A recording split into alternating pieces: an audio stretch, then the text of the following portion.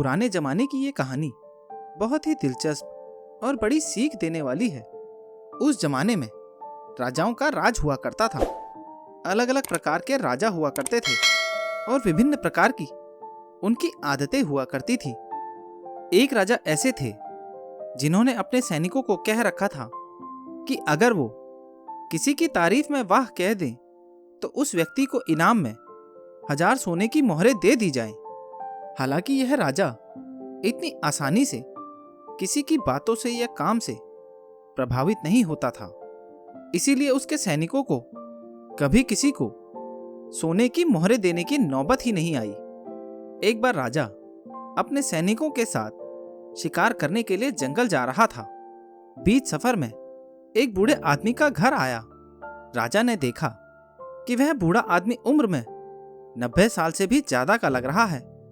उसके हाथ पैर कांप रहे हैं, फिर भी वह बड़ी मेहनत से एक फल देने वाला पेड़ का पौधा अपने घर के बगीचे में लगा रहा था।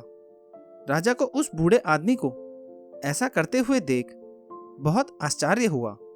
राजा का सोचना था कि वह बूढ़ा जो फल का पौधा लगा रहा है उसे अच्छी तरह से बड़े होकर फल देने में कम से कम 10 साल लग जाएंगे।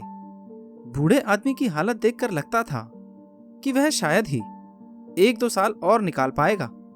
फिर बूढ़ा आदमी क्यों इतनी मेहनत और तकलीफ उठा रहा है? राजा अपने सैनिकों के साथ उनके पास पहुंचा और उसने यही प्रश्न बूढ़े व्यक्ति से किया। तो बूढ़े ने कहा, अगर यही सोच मेरे दादा परदादा रखते तो आप मेरे बगीचों के इन कई पेड़ों को जब वह मेरी उम्र के थे तब लगा कर गए थे, शायद यहाँ नहीं देख पाते और ना ही मुझे उनसे फल खाने के लिए मिलते। जैसे मेरे दादा परदादा ने मेरे बारे में सोचकर उन पौधों को लगाया था, मैं भी अपने बच्चों और बच्चों के बच्चों को ध्यान में रखकर इस पौधे को लगा रहा हूँ। मेरे पूर्वजों ने उनका फर्ज अदा किया था, अब मैं अपना फर्ज अदा कर रहा हूँ। राजा ने जैसे ही बूढ़े आदमी के विचार सुने तो उसके मुंह से वाह निकल गया। राजा के सैनिकों ने राजा के मुंह से वाह शब्द सुनते ही उस बूढ़े आदमी को 1000 सोने की मोहरों की थैली इनाम के रूप में दे दी। 1000 सोने की मोहरें पाकर बूढ़ा आदमी बहुत खुश हुआ और उसने कहा कि देखिए महाराज, आप कहते थे ना कि यह पौधा मुझे शायद फल नहीं दे पाएगा, लेकिन इस पौधे ने तो मुझे आज ही सोने की मोहरों के रूप में फल दे दिया। बूढ़े आदमी के सकारात्मक विचारों से प्रभावित होकर राजा ने फिर से 2 बार वाह वाह बोला।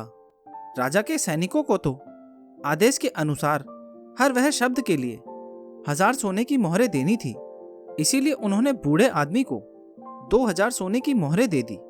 फिर इतनी सारी सोने की मोहरें पाकर बूढ़े आदमी ने खुशी से कहा, महाराज, मैंने तो सुना था कि कुछ राजा दयालु और बड़े दिलवाले होते हैं, लेकिन मेरी इतनी उम्र हो गई फिर भी कभी देखा नहीं था, लेकिन आज पहली बार आपको देखा तो उस बात पर विश्वास हो गया।